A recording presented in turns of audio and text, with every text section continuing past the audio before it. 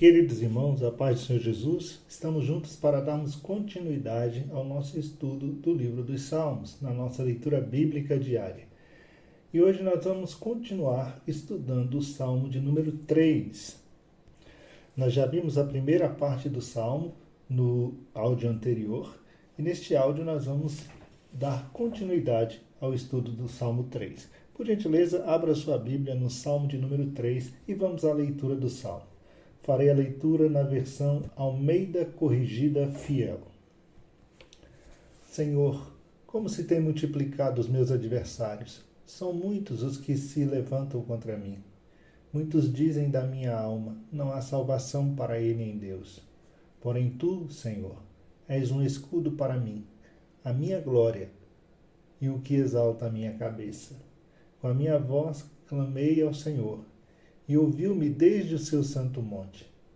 Eu me deitei e dormi, acordei, porque o Senhor me sustentou. Não temerei 10 milhares de pessoas que se puserem contra mim e me cercam. Levanta-te, Senhor, salva-me, Deus meu, pois feriste a todos os meus inimigos nos queixos, quebrastes os dentes aos ímpios. A salvação vem do Senhor. Sobre o teu povo seja a tua bênção.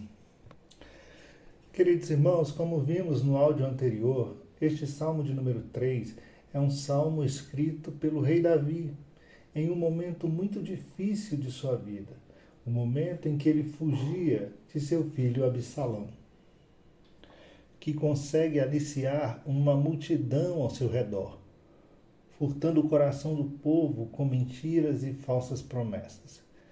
Absalão montou um exército de rebeldes e marcha com um aparato militar contra Jerusalém.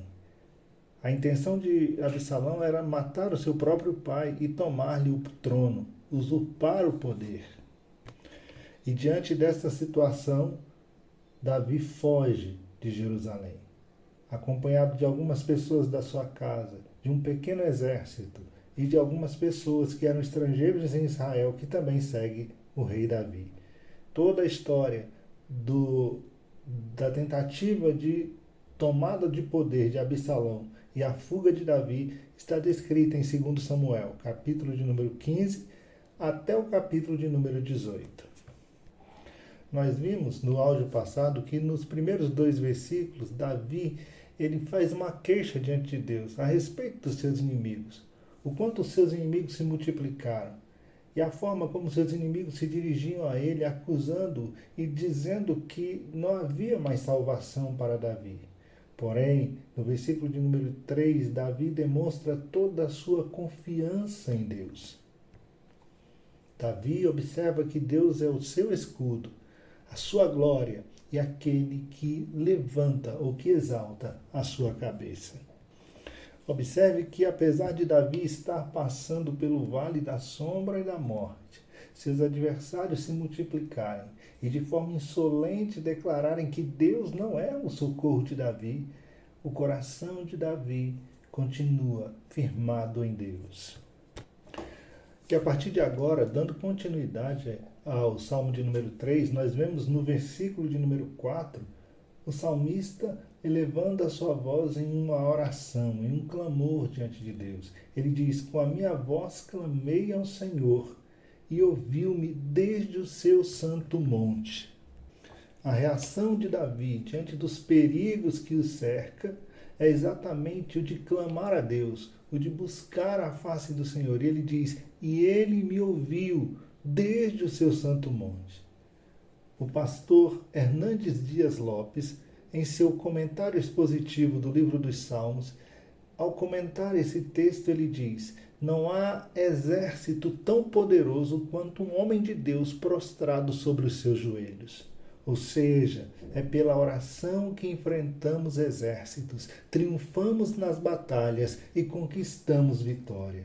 A oração é a arma mais poderosa que existe, uma vez que por ela unimos a fraqueza humana à onipotência divina.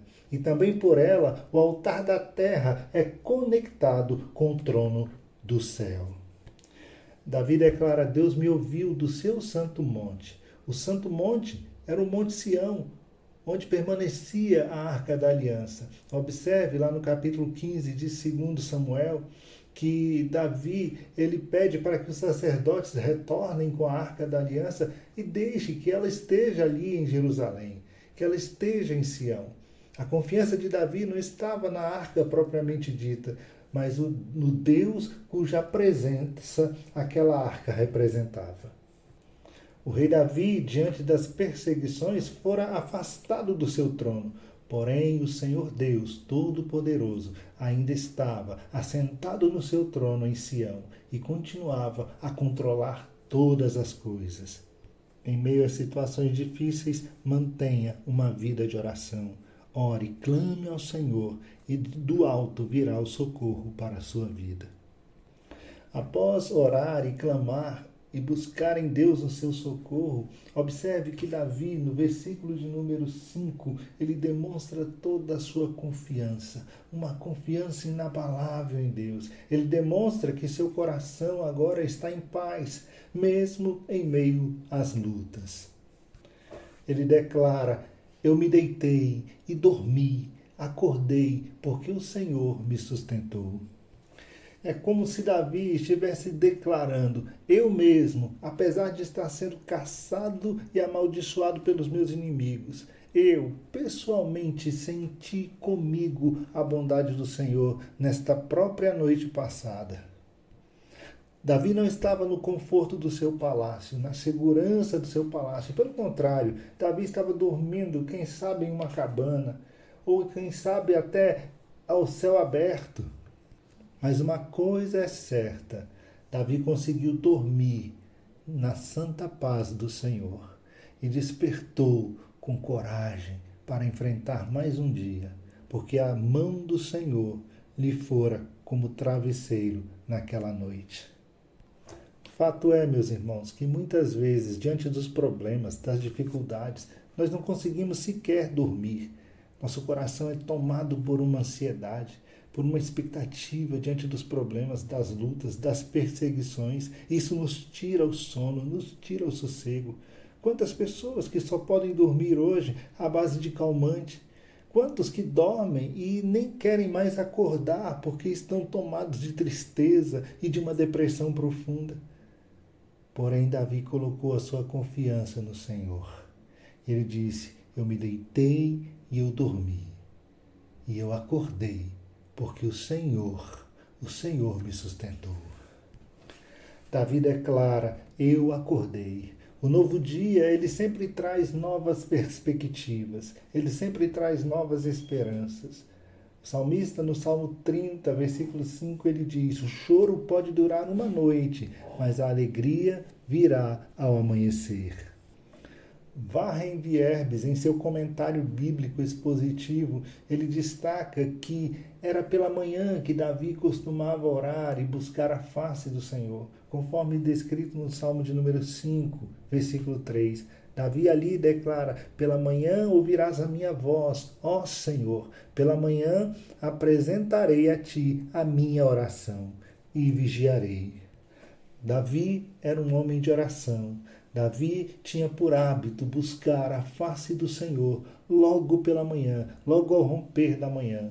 Ele começava o seu dia na presença de Deus. Que este hábito possa dominar o meu e o seu coração, de nos colocarmos todos os dias, logo pela manhã, entregando o nosso dia, a nossa vida ao Senhor, agradecendo a Ele porque Ele esteve conosco, nos fez deitar, dormir e acordar. E estar seguro, porque Ele está conosco.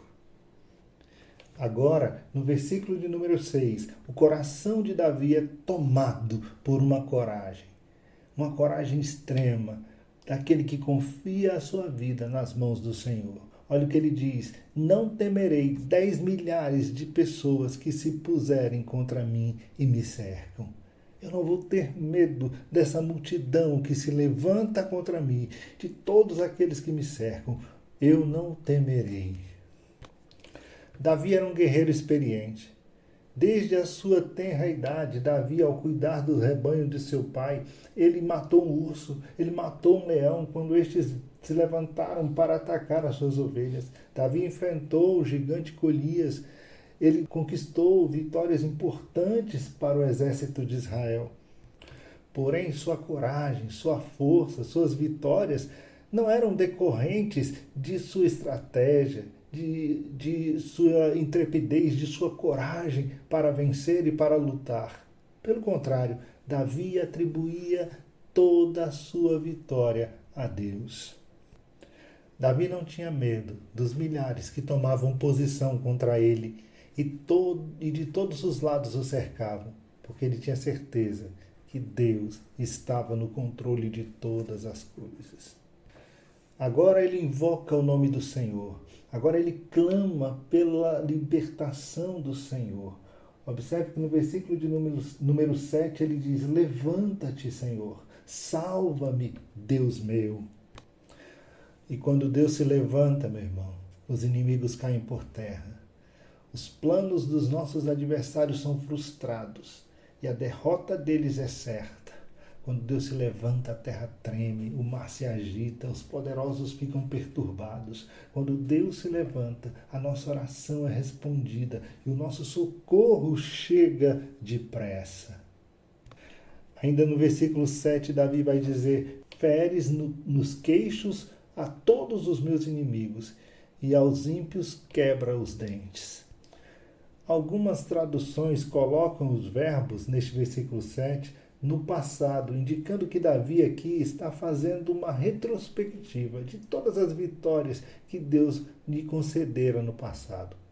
Outras versões, como a NVI e essa versão que acabamos de ler aqui, elas consideram esta oração como um pedido de vitória, tanto para o presente como para o futuro. De qualquer modo, Davi tinha fé. Ele acreditava que Deus estava à sua frente, que Deus ia adiante dele e que seus inimigos seriam derrotados. O exército de Absalão não prevaleceria. Nessas metáforas que Davi utiliza aqui, quebrar o queixo, quebrar os dentes dos inimigos, ele está exatamente se referindo à fúria dos animais selvagens que se levantaram contra o seu rebanho e ele conseguiu vencê-los na força do Senhor, o urso e o leão. As armas destes animais eram seus queixos, eram seus dentes afiados e poderosos. E da mesma forma como Deus esteve com Davi quando ele enfrentara estes animais, Deus agora também traria vitória contra as ameaças que Davi estava recebendo. Davi tinha em seu coração essa confiança de que Deus daria àqueles que estavam perseguindo a Davi o mesmo tratamento que deu aos animais que atacaram seu rebanho. E por fim, no versículo de número 8, nós temos o testemunho de Davi. Davi declara: do Senhor é a salvação. Diante daqueles que diziam, que zombavam de Davi e diziam que Deus não ia livrá-lo, que Deus não daria a Davi a salvação. Agora Davi declara diante deles: do Senhor é a salvação. Quando lemos o capítulo de número 15, 16 e 17 e o capítulo 18 de 2 Samuel, nós observamos que Davi, quando ele estava fugindo, mesmo ali distante do palácio, ele usa de estratégia, e uma estratégia brilhante, para fazer frente aos planos de Absalão, a fim de poder vencer e dominar e voltar para o trono. Porém, diante desse versículo, nós vemos que Davi se recusou a assumir os créditos dessa vitória. Somente o Senhor poderia receber a glória. Davi declara: do Senhor é a salvação vem dele. É ele quem planeja, é ele quem executa e ele quem consuma a salvação. Em outras palavras, a salvação não é obra do esforço humano, mas ela é obra da graça divina. A salvação não é resultado de méritos humanos e nem mesmo de conquista pelas obras, mas sim de uma oferta imerecida da graça de Deus através de Jesus Cristo na cruz do Calvário. O salmista, no Salmo 37, versículo 39, ele vai dizer: mas a salvação dos justos vem do Senhor. Ele é a fortaleza deles em tempo de angústias. E Davi termina este salmo com uma oração intercessória. Davi intercede pelo povo. Ele diz: e sobre o teu povo esteja a tua bênção. E sobre o teu povo a tua bênção. O salmo termina exatamente assim, com uma oração de Davi, proferindo o favor do Senhor sobre os seus súditos. Não somente sobre aqueles que o apoiaram nesse momento difícil, mas também sobre aqueles que se levantaram e se rebelaram contra ele, se juntando a seu filho Absalão. Pois Davi compreendia que este povo, mesmo caído e rebelde, ainda pertencia ao Senhor. Assim Davi fez, exatamente como fez Moisés. Moisés, ao descer do monte e perceber que o povo havia se corrompido diante do bezerro de ouro, ele ora ao Senhor e na sua oração ele diz: Senhor, este povo cometeu grande pecado, fazendo para si deuses de ouro. Agora, pois, perdoa o seu pecado. Se não, risca-me, peço-te, do teu livro que tens escrito. Diante de um texto como este, em que Davi ele roga por aqueles que se levantaram contra ele, não há como não lembrar também do nosso Senhor Jesus Cristo, quando ali na cruz do Calvário, ele ora por aqueles que estavam se levantando contra ele, contra os seus algozes, e ele diz: Pai, perdoa-lhes, porque não sabem o que fazem. A oração de Davi não é uma oração imprecatória. Não é um pedido de destruição daqueles que haviam se levantado contra ele. Tampouco quando ele assume o trono, ele não vem com ímpeto para esmagar os rebeldes. Pelo contrário, ele concede a eles perdão. Lembra de Simei, que quando Davi passava, ele apedrejou Davi, ele clamou amaldiçoando Davi durante o percurso? Este mesmo Simei, quando Davi retorna vitorioso, ele se prostra diante de Davi, buscando o perdão de Davi. E mesmo quando um de seus homens queria matá-lo, Davi interfere e diz: não, você não vai morrer. Hoje não é dia de derramar sangue, hoje é dia de comemorar a vitória que o Senhor nos deu. Um texto como este, irmãos, nos ensina a grandeza do perdão, a grandeza da compaixão. É por isso que Jesus disse para aqueles fariseus: vão aprender o que significa misericórdia quero e não sacrifício. Deus restaurou o trono a Davi e permitiu que ele preparasse seu filho Salomão para sucedê-lo. Davi também conseguiu juntar riquezas, de modo que Salomão tivesse todos os recursos necessários para construir o templo. O pensamento central deste salmo é que os números e a força física não determinam o curso das coisas, não determinam o curso da história.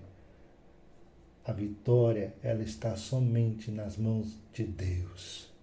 Somente da parte de Deus pode vir vitória e libertação para o seu povo. Um salmo como este, irmãos, nos faz entender que Deus, ele muitas vezes não nos tira da luta, mas ele passa conosco pela luta e nos concede vitória do outro lado. É seguro confiar no Senhor, é seguro depositar nele a nossa esperança, a nossa confiança, sabendo que ele está conosco em todos os momentos. O próprio Jesus declarou: eis que eu estou convosco todos os dias, até a consumação dos séculos. Tenho certeza que este salmo falou profundamente ao seu coração. Fica na paz do Senhor Jesus. No próximo áudio nós vamos para o salmo de número 4. Não perca, Deus tem uma palavra para o teu coração. Amém?